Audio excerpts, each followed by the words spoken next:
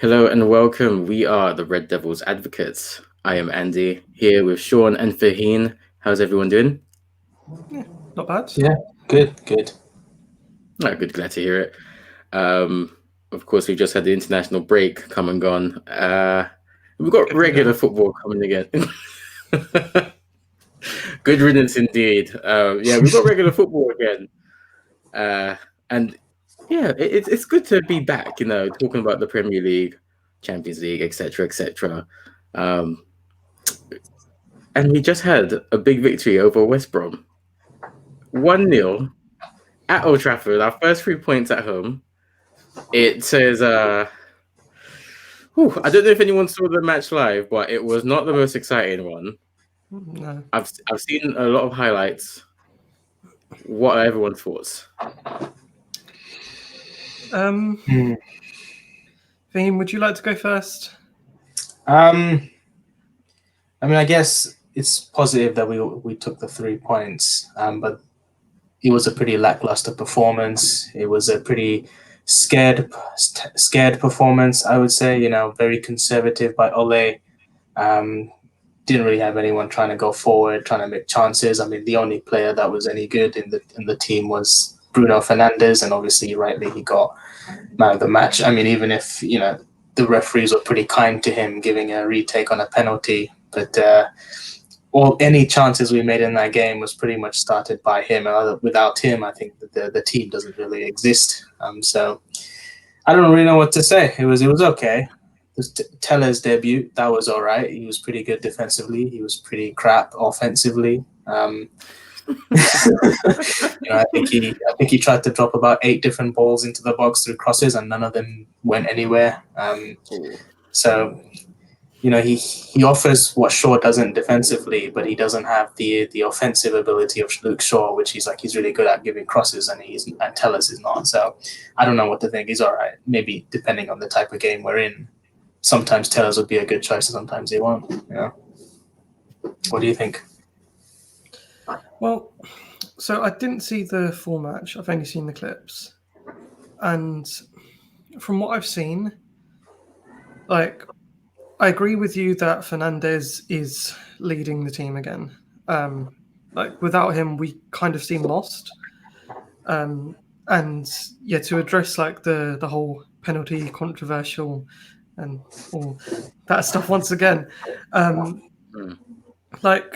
I can see the argument for and against West Brom's penalty shout. It does look like Fernndez did touch the ball first.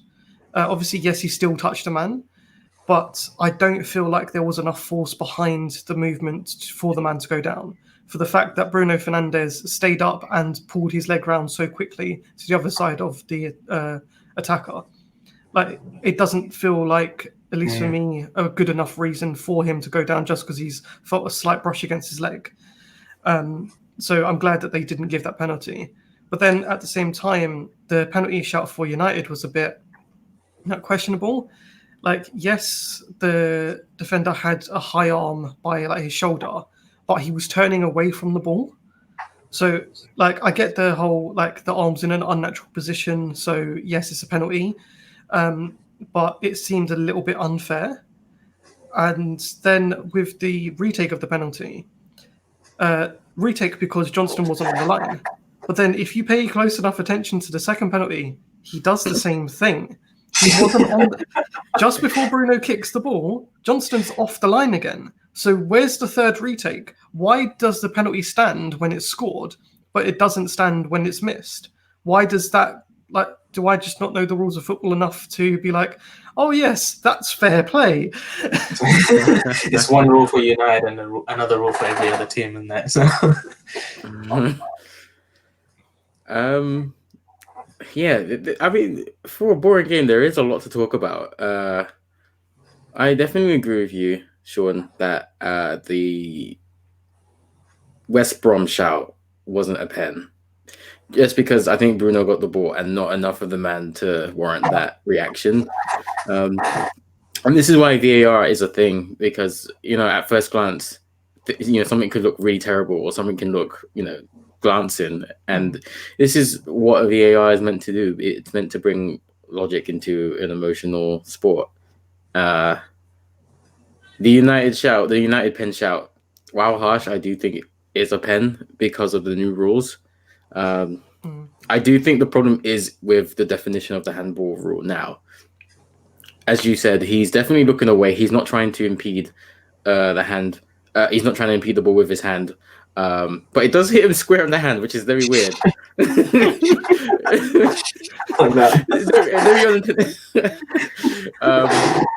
And while it's harsh, I do think within the laws of the game that is a penalty. We saw it in the Champions League final 2 seasons ago with Liverpool and Spurs. While unfair, it was a penalty with the letter of the law. So I think that is a pen. And as stupid as it sounds, I do think the reason the second pen wasn't retaken was because it was a goal. And that's the only reason I can think of, because I kind of get the logic behind keepers must stay on their line when the penalty is being taken. At the same time, keepers instinctively go forward when they're trying to save because they're trying to close the space. It's very difficult for a keeper to go against their instinctive training. I thought it was really funny when he did it the second time as well. And I was watching Match of the Day, and Ian Wright said something like, the keepers need to be protected as well when it comes to penalties. So if the keeper can't come off his line, the penalty taker cannot do what Bruno Fernndez does, the Panenka, or they can't do the Pogba slow run up, or they can't like do a fake shot. They have to take the first kick has to be a valid penalty shot. And I think I kind of agree with that. What do you guys think about that? I mean, obviously, with the way football has grown, there's been a lot more like different ways that people have been taking penalties. Like, I saw a clip recently of like some of the most obscene penalties ever taken, and one guy started running, purposely fell over. The keeper moved. He quickly got up and just knocked it into the other side. It's like, no. I think that's a glitch on FIFA, Sean. Yeah. What kind of league is that? Where they are now? I think it might have been like the Turkish league or like one of the like South American, one of those kind of leagues, because it was like very grainy footage as well. But yeah, no. So like he's gone to do it, and he's purposely fallen over, and you can see that it's on purpose. And the keeper's like gone to jump, and he's like immediately got back up and just put it into the other side. So it's like, for that kind of thing, yes, you've taken full advantage of the goalkeeper. And at that point, it's not fair on the goalkeeper to be able to make a fair save. But then with like the fake shots and things like that, it's like some of them are within reason. Like it's not completely obscene for like a one-on-one to do a fake shot against a goalkeeper. So why can't you do it in a penalty? Like it's the same kind of thing. And also like with the chipping as well. Like yes, it's embarrassing and kind of an insult to the keeper, but like if you could do it in a one-on-one, why can't you do it at a penalty spot? Yeah, I think that's fair. Yeah, I mean, I would. Sorry, I would agree with Sean in most of these things, most of those areas. I mean, penalties for me, I like that some players do it differently. It just adds a little bit of entertainment to the game. I mean, for me, penalties are a pretty boring part of the game. It's like a free throw in basketball. You know, it's essentially the same thing. It's pretty dead. So watching players come up with their own styles. You know, it's just a unique way to take advantage of the penalties. But I think maybe what you were saying, Andy, about the match of the day comment on protecting the goalkeeper, maybe that does need to take some precedent.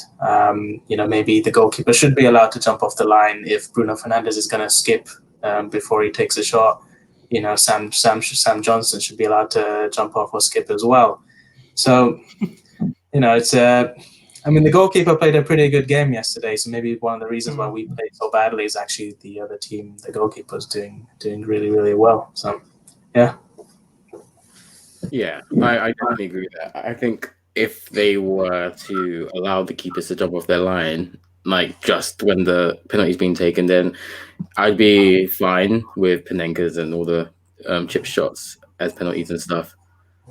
You made a great point for him that the West Brom keeper had quite a good game. I think he did as well. Several shots from Martial and Rashford were just stopped at point blank range, and you expect them to be goals. Is there a worry that the regular boys aren't doing what we need them to do? Yeah, I think Martial has been pretty. He just hasn't had his shooting boots this season. Rashford didn't really look like he was fit to play that game. I think he wasn't making as many sprints into the box. Maybe he just didn't have the energy for it. I don't know if it's something about maybe it's the lack of fans in the stadium. I don't know if that's having some sort of impact, because Manchester United, they're used to playing in a big stadium full of like 70,000 fans cheering them on. Well, 70,000 is probably too much, but maybe that's that. Maybe there's an impact on these type of players. They're not used to being in a quiet stadium with I think subwoofers making audience noises in the background. But I did think when Cavani came on at the end, like they definitely improved from an attacking point of view. So I think maybe we should be giving players like Cavani a little bit more opportunities, the ones who actually have more energy for the game. Sean, what are your thoughts?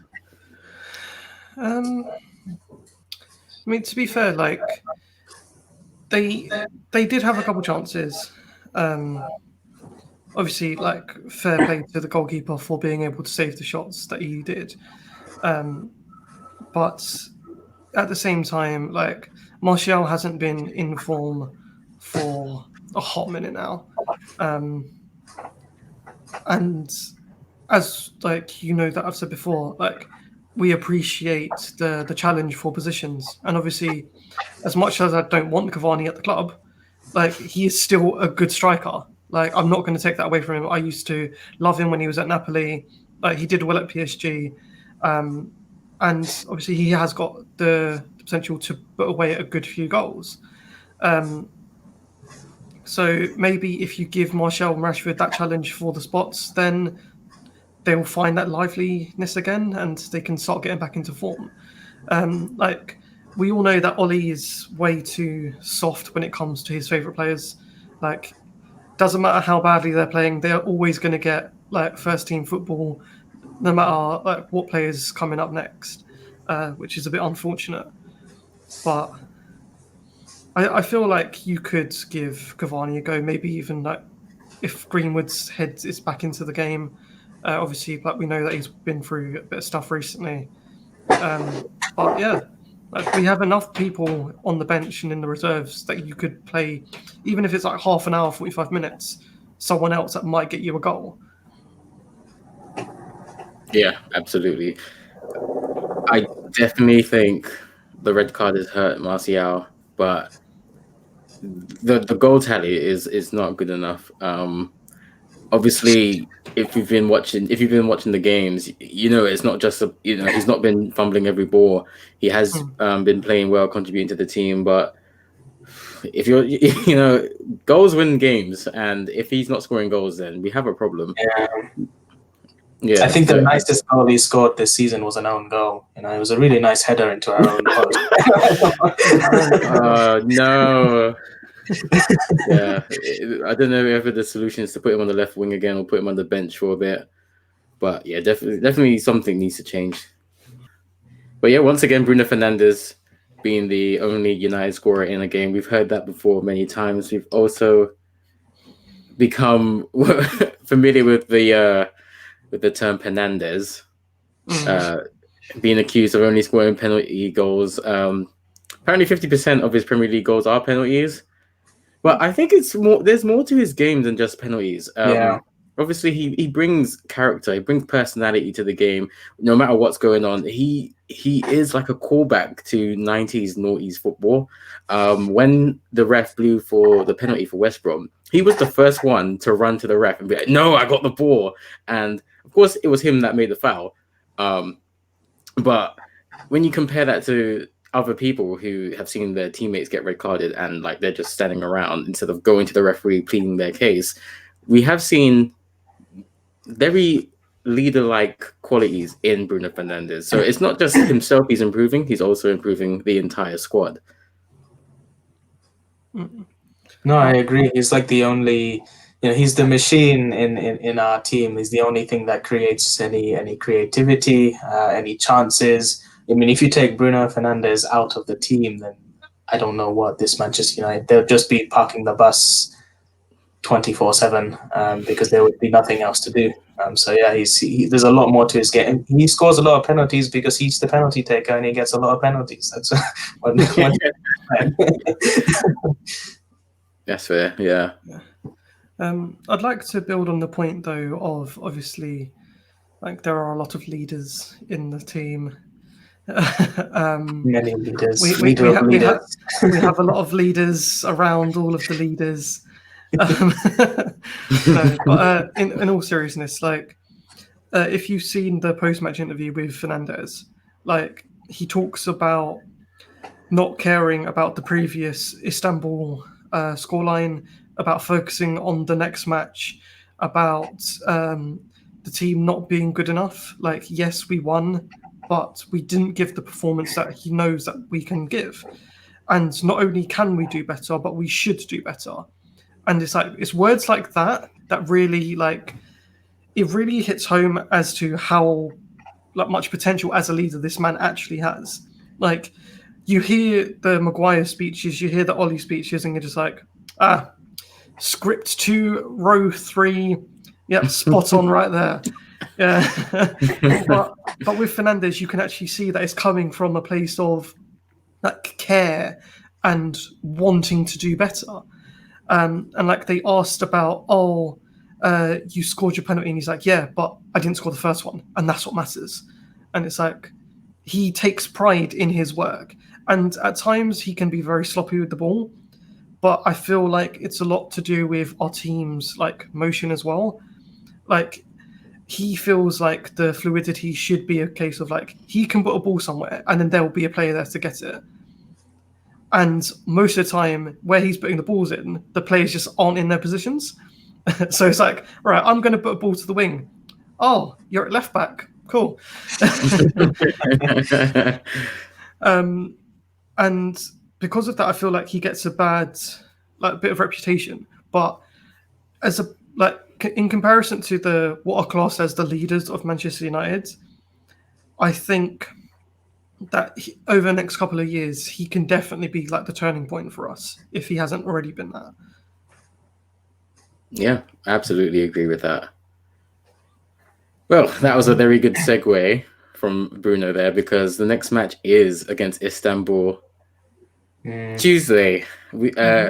Everyone remembers that we lost over there 2-1. OAP Internationals. Well, they're coming to Old Trafford this week. Are we expecting any differences from the teams? Fahim, what do you think? I mean, last time it was disgraceful, so you can only go up from that point. It was so bad that you couldn't make it worse than what happened in the first round. I do think that that the players, there's no way they're going to deliver the same level of stupidity they did the first time against Istanbul. Are we talking about Istanbul or Southampton? Yeah. Istanbul, but I guess you could apply to either team, right? Yeah, I guess it could be. I guess it could apply to either. I think. Just going a little bit back on the previous game, I still had some issues with some of Ollie's decisions and subs and player choices. He put Mata on the right wing again, but I saw a little bit of why he had to, because actually later on in the game, he subbed out Mata for Donny van der Beek, and we said once, hey, Van der Beek can play on the right, but I don't think Van der Beek likes playing on the right, because during the game he ended up running off to the middle constantly, and he had no interest of playing on the right wing. So I'm thinking, okay, maybe Ollie doesn't actually have a choice of putting Mata on the right. And then there's the issue of using Matic constantly. The guy doesn't have any legs. Why is he's on a wheelchair? There's no reason for him to be in the game. And when he subbed off Matic, he subbed off McTominay for Fred, I think. And he kept Matic on the field. And I have some issues with what kind of team selection he's going to go for Istanbul. Some of the players I want to see, I think Van der Beek should still play. Maybe not on the right. Maybe he needs to be more central. I think Cavani should start, because Martial and Rashford are just not match fit ready at the moment. And I also think that Pogba, does have a few off days, but when he's in the team, he usually plays well. I think, or he usually brings something that we're missing. And they need to play. I don't know if he's injured or something, but they should definitely be playing. I believe he picked up an ankle injury playing for France in the last game, so he wasn't even on the bench for West Brom. No, but on the whole, I think we'll beat Istanbul this time. Maybe it'll be a sloppy 1-0 win, but I think we'll walk away with it.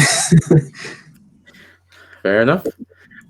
Sean, your face when Faheen said Pogba plays well. I mean, I feel like we can all accept that Pogba is a good player. He's a talented player, and he's got great potential. But as a United player, he is the equivalent of the midfield Maguire. That is a shout and a half. That's a hot take right there. And that's harsh. That is harsh.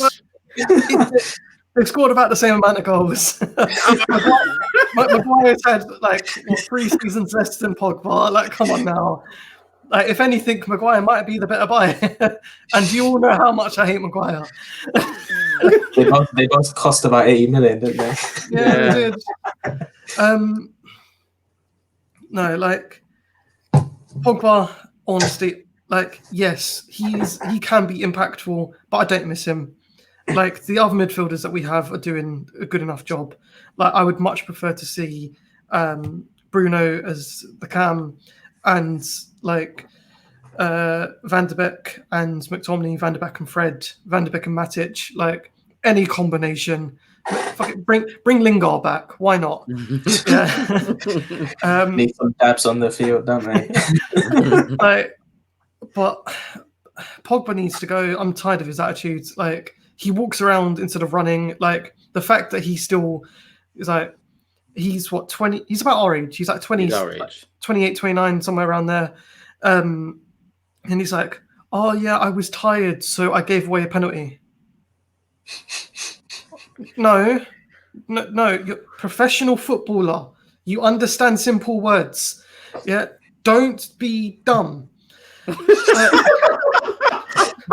Managerial quality advice from Sean right there. Yeah, no, but it's going to be a great Man United manager. I'm sorry, it's you're a professional footballer and you're in an interview, you're on media, you're on live TV, and you're I was tired, so I decided to kick the person instead of the ball. What?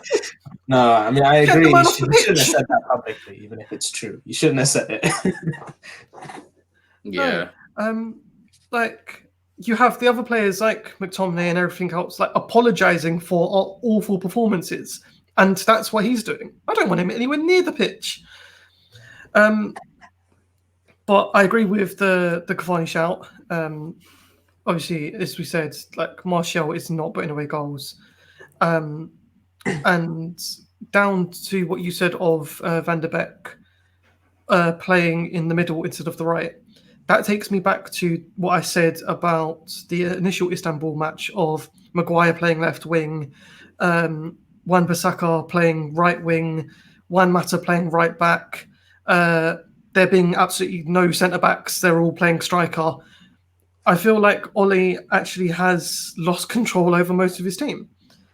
And they are just doing whatever they want to do, which is why you have literally Matic, the only player playing with absolutely no speed, playing as the sole defender. And I feel like that might be why he's getting so much playtime, because he actually listens to Ole, whereas no one else is whatever. You're just that guy.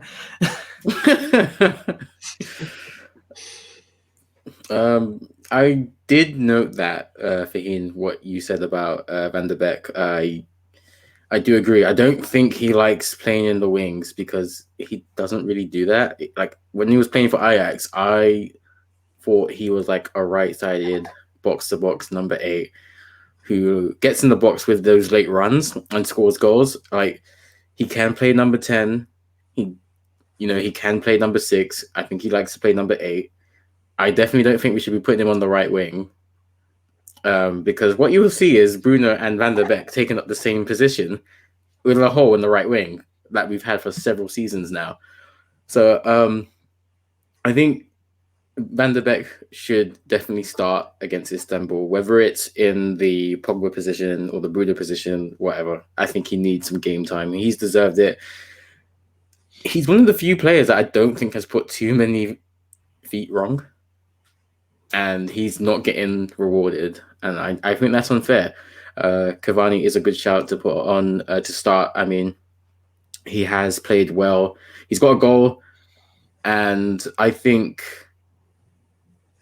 if what you're trying isn't working, you've got to try something else, because you know what they say about insanity.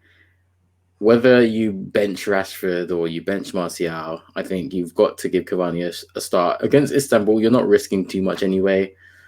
Yeah, I think we're going to see a lot more Tellers because Shaw is still injured. A lot of people have been talking about Shaw, but in his last 2 games, he's got 2 assists with 2 very good crosses, I believe. And I don't know. Tellers needs to up his game if he's really going to push Shaw out of the starting 11. I'm surprised by Tellers, because of his height. He's got the visual, I guess, the powers to see the heads of the strikers he's aiming for when he's crossing. So he shouldn't be, he should be able to see the players when he's crossing them. Shaw, on the other hand, he's a midget. He can't see anybody, but he's he's 5'10", I think. he's average. He's average. He's a midget, what am I? Footballer midget, okay. If you said basketball, I would understand. The man is average height. I do think for football, it's more or less average because a lot of the best players are like 5'8". You see Sterling, Aguero, Messi's 5'6". Yeah, I mean, I guess the attackers tend to, you can get shorter players than the attackers, but defenders generally tend to be a bit taller, don't they? Yeah. Yes, oh, that's true. Yeah. Normally. Yeah. But then you have like the Poyles and the oh my god, I've lost it. I was going to say Beckenbauer. It's not Beckenbauer. It's the other German guy, the one who used to play midfield as well. Just legendary exceptions, aren't they? I've lost his name. Look sure category. Yeah, they're like 5'7", 5'8", or something like that, and nothing too special. Yeah. I don't think height plays as much of a role in football. I'd argue that the shorter you are, the better you are with like center of gravity and control over your feet. I think Luke Shaw just has an issue with fitness. Like the break he suffered all those years ago, he hasn't really overcome it, and it's a shame. It's harsh. I don't think he fully ever will. So, But that's a poor man's excuse though, because if you look at all the other players that have come back from breaks as well, like when Valencia broke his leg, he came back faster. Like he actually set new pace records for himself running up and down that wing. So Shaw is just a lazy bastard. Maybe you're right, and I'm part of the problem. I'm like, oh, he's got an injury, and you're like, that was 5 years ago. Man up. I mean, he's had like 20 injuries since, so maybe, but that's the thing. Once you have a really big injury, it's very easy to re-injure that area. I think Fahim predicted a quick 1-0, a sloppy 1-0, I believe his words were. Sean, what do you think your scoreline will be against Istanbul Başakşehir? I feel like they can beat us again. They have it. 2-1? I want to say Ole's learned from his mistake and it's going to be 1-0, but I can definitely see 2-0, maybe even 3-0. Because we don't have Shaw for that cross, so we can't get that goal back. I'm going to be more optimistic and predict a win for United. I'm going to say 2-0. I'm going to predict Ole has learned from his mistakes and he's going to be very tough on the boys. I hope. This is all wishful thinking. I think people who are, the Ferrari players like Pogba and all of that, they won't be playing. I think Rashford will play because Ole just loves Rashford, but I think he is going to give game time to people that deserve it, like Van der Beek and Cavani, and we're going to see a different performance because of it. Yeah.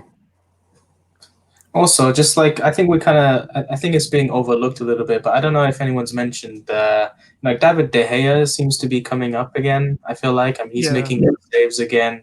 I mean, you're starting to see glimpses of the old David De Gea. I mean, that's a good thing for us if he's actually getting back to that form. But I feel like it's being quite overlooked because of the bad performances of every other player. That we're actually ignoring the fact how nice actually that it is to see David De Gea coming back to full form. Yeah, I feel like all the threats from Tyrone of breaking De Gea's arms, he may have caught wind of a couple of them.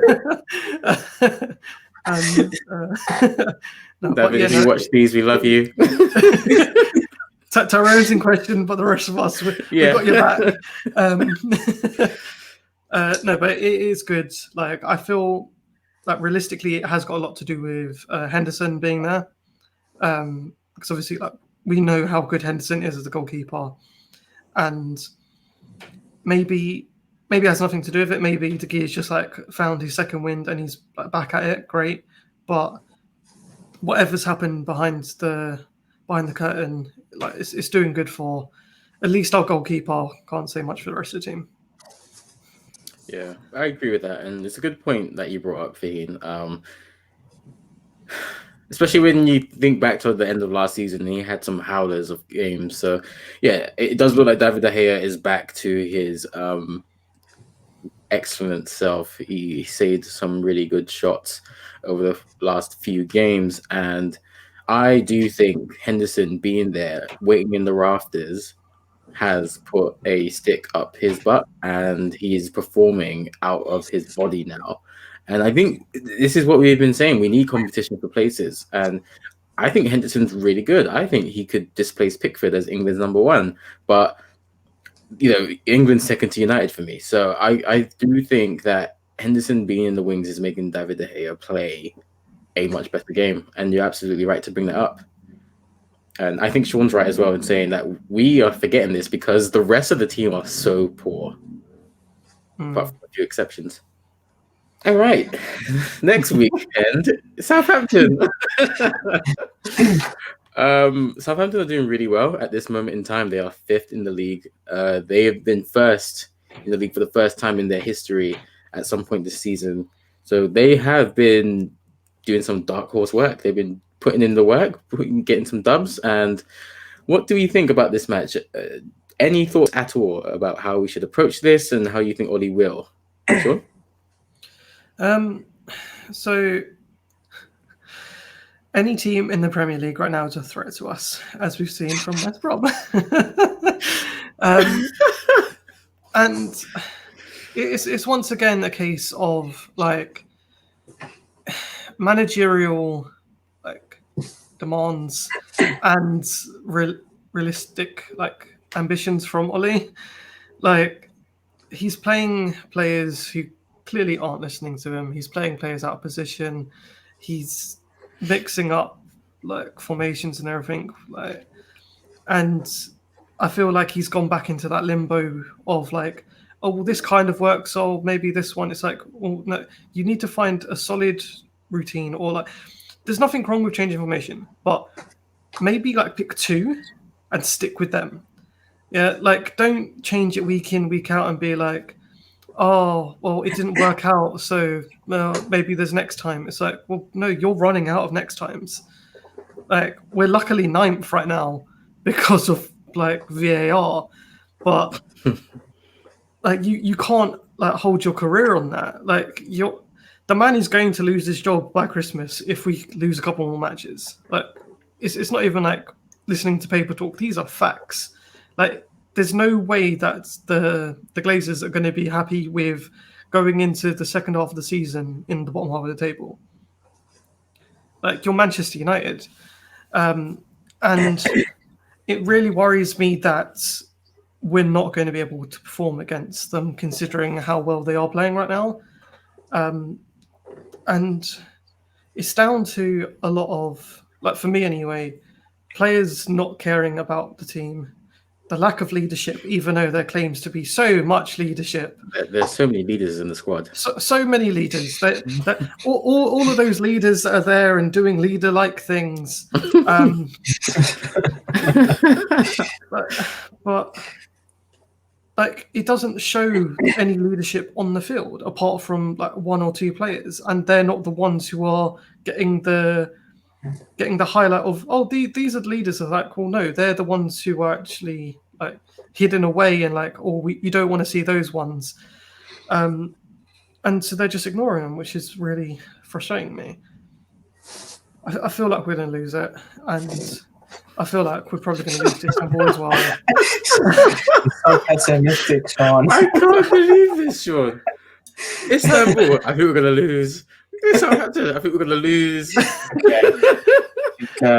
I would say the opposite. I think we're away with Southampton. Our record away from home is at least better than at home. So statistically speaking, we might have a better chance. Southampton play a slightly more attacking game, I think. So actually, Ollie's usual strategy of holding back and looking for counterattacks might work better in that game. Depending on assuming he makes the right choices when it comes to players. I think if he picks his usual slow centre backs and then has slow CDMs backing them up, then it's just not going to work. Our team can't really deal with pace, but I think there's a good chance that we could beat Southampton. I think, yeah. But Sean made some good points about strategy and tactics, and from my point of view, I think it's good to change tactics. That's just how innovation works. Like if something's not working, you keep trying a new thing over and over again. And even if you fail every week, at least you've tried. Rather than trying, like what you mentioned, Andy, about the definition of insanity. Definitely, we don't want Ollie to go insane. So, yeah. Interesting points from both. I agree with bits from what you all said. I think, Sean, when you said it's probably good to have, one or two base formations and then work around that. Because Liverpool really have one formation. It's the 4-3-3. Sometimes it's 4-2-3-1, but whatever. It's the same formation bed, and they don't really go away from that. And I do think we need to decide whether we want two strikers up front or we want to do one up front and two wingers, because it's difficult for the players to understand where everyone else is going to be. When we were at our peak, players could play balls and we know someone would be there and we didn't have to actually look up and see. Whereas now, I feel like we have different personalities and different identities in our club. Like, we're so different, like we're not united at all, pardon the pun.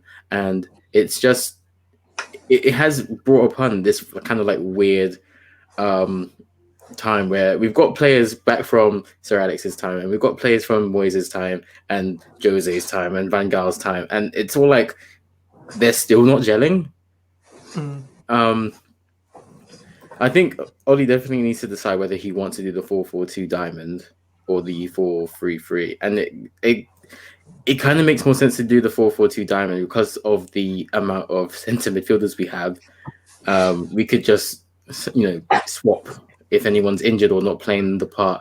And Van der Beek has two options. He could play as the left centre mid or the right centre mid with Bruno as the number 10. And you can have Fred and Matic or McTominay at the other side as the other two midfielders. I do think he will stick with the 4-2-3-1. And Southampton are a team that do utilise the 4-4-2. They like to attack teams, as Fahim said. So I do think that will play into United's playbook. We were so good against Everton because Everton were attacking and we were sitting back and pouncing on the counter. And I do think we might see something similar here. So I think we'll win, and I think it'll be a 2-0 victory. As to goal scorers, I couldn't tell you because we are very inconsistent up top. But I do think we'll win just because I think Southampton will set up in a way to attack us. Conversely, when you play two banks of four, you could also park the bus yourself and you'll be fine. And if they do that against us, we're in trouble. Mm. So I don't know if we've got score predictions from you both, but Faheen, we'll go with you. How badly do you think we'll beat Southampton? I think it'll be a 2-1 victory for United. Nice. I think we'll make one mistake at some point, but that's it.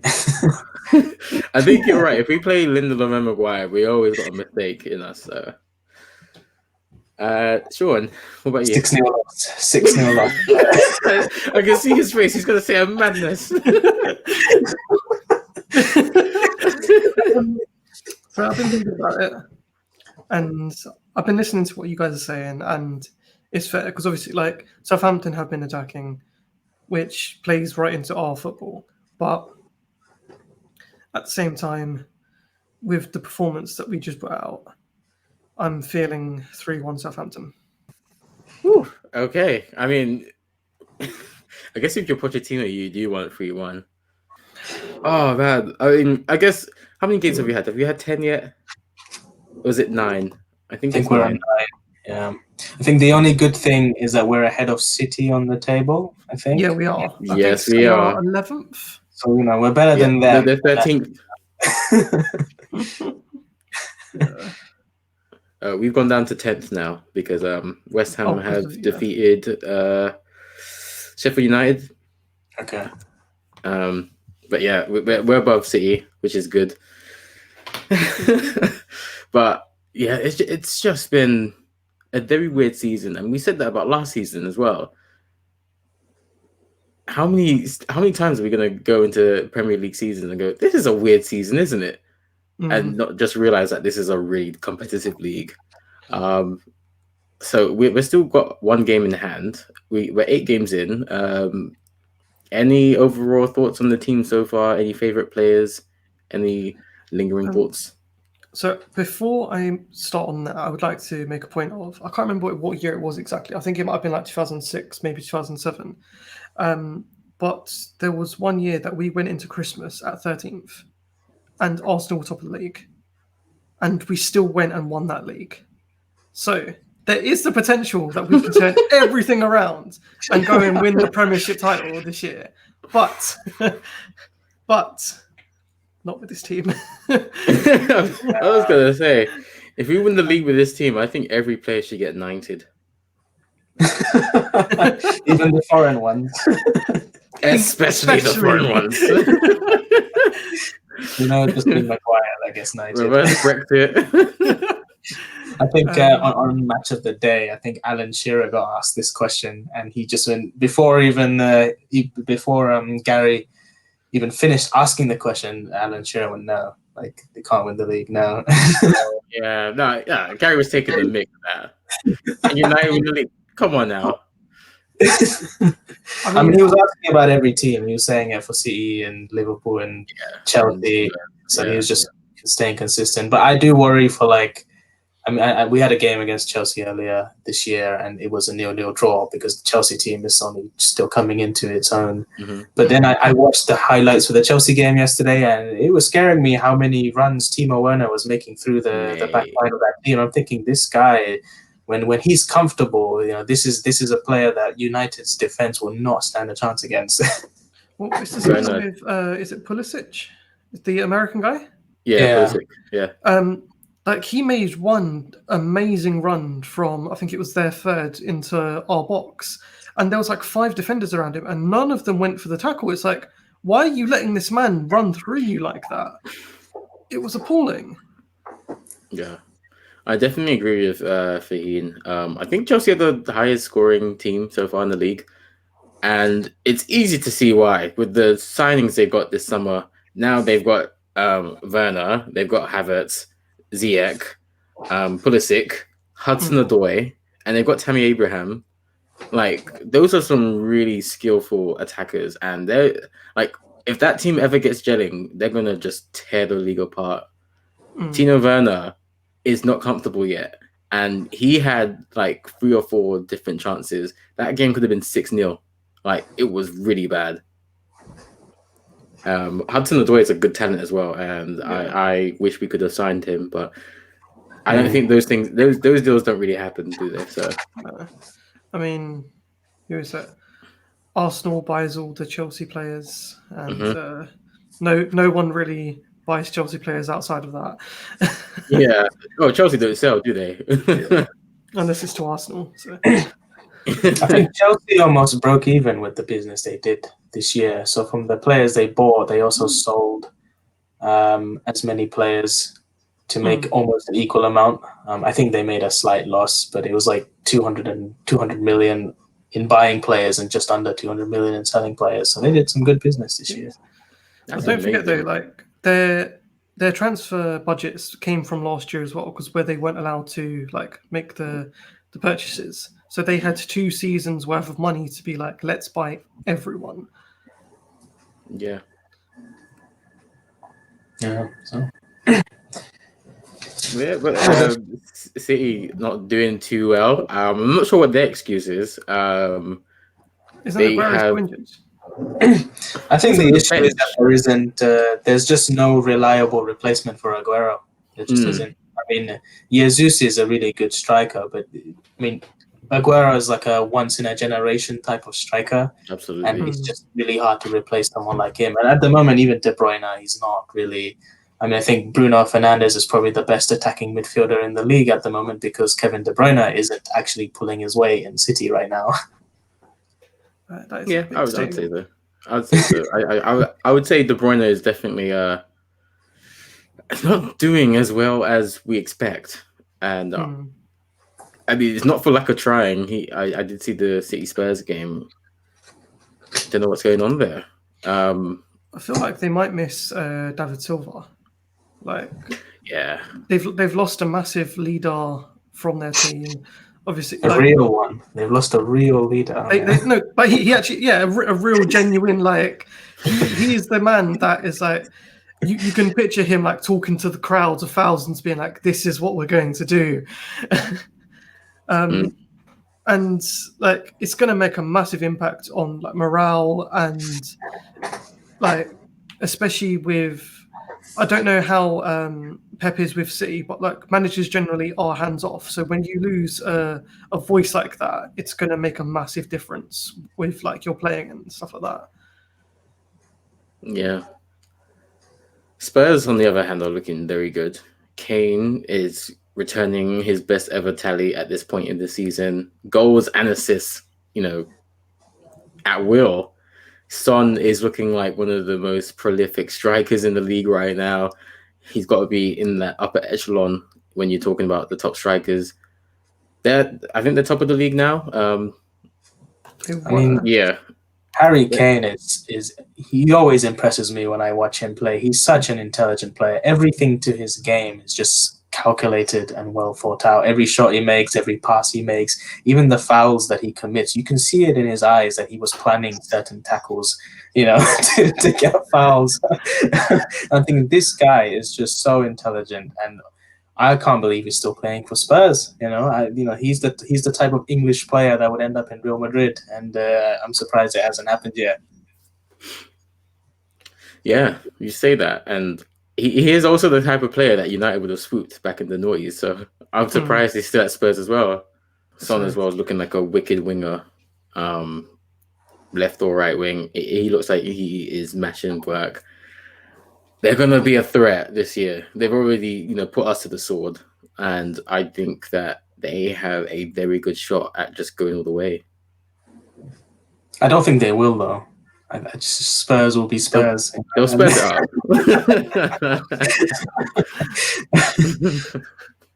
I think we'll probably end up 5th or 6th probably this season, and Spurs will be below us. Oh no! Wouldn't be surprised. That's my expectation anyway. I just can't see Spurs winning a trophy, even with Mourinho. Well, I mean, he's done more impossible things, so. I mean, Jose's miracles are starting to become less and less over time. Like the days of the special one, it's not the same. No, but like if you think of like the backing he had when he was the special one, and then the downfall from United because of the tight pockets of the Glazers, like, I mean, as much as like Spurs don't like spending out money and everything, like he's done very, very well with what he's got. and they seem to be like respecting it and taking it on board, and it's shown tenfold, especially with Son and Kane. Like, Yeah, but I think that that's just him benefiting from the seeds that were sown by Pochettino. I mean, he took that team to a Champions League final, didn't he? So it's a capable team, and Mourinho is just bringing maybe a little bit more out of that team at the moment. So he's doing a good job, but he didn't make that team good. It was actually already a good team. But maybe he's giving them that bit of inspiration that they needed that Pochettino wasn't giving them. Because yes, he took them to the final, but if you look at that final, I mean, none of them wanted to be there. They looked so out of They place. were a bit shocked, I think. They didn't expect it. Yeah. It looked so foreign to them when they were in the final. It looked so out of place. They never expected to be there, and they didn't know how to react. I do think Jose Mourinho, I think he's still one of the top managers in the world. I think it didn't work out at United, and there are many reasons for that. But I do think now he is settled in Spurs, and he knows what he wants to do with the team. So I agree with you, Faheen. He already arrived at a team that was good. He didn't need to fix all the leaks and stuff. But now he's like just trying to implement his identity on the team, and he's doing that quite successfully. Yeah, I mean, I think the one addition that he made that was actually really good is this. Can't pronounce his name. Højbjerg, I think, or Højbjerg. Oh, yeah. That's. I think he's a CDM, and he's been like a very Kante-like player for the Spurs midfield, and actually that was a really good addition. Maybe it's something that they've been missing for a long time, but he's. I'm quite impressed with this guy. I don't know where he came from, but now I know him. So fair enough. With 8 or 9 games in with most of the teams, do you have any shouts as to who do you think will actually go all the way and win the Premier League?